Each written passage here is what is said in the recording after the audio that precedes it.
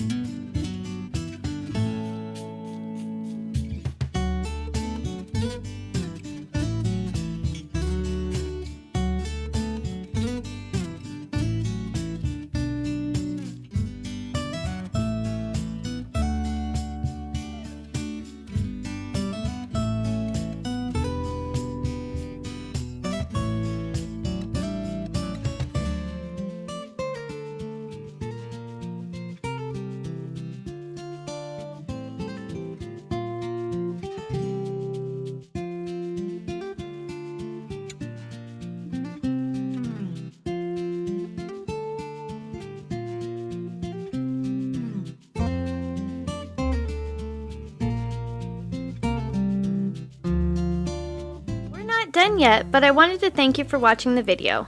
And if you're getting value, please be sure to subscribe and hit the notification bell so you don't miss another creative post. A super thanks would be really helpful but definitely not necessary, and a thumbs up would help the channel for free so I can continue making videos.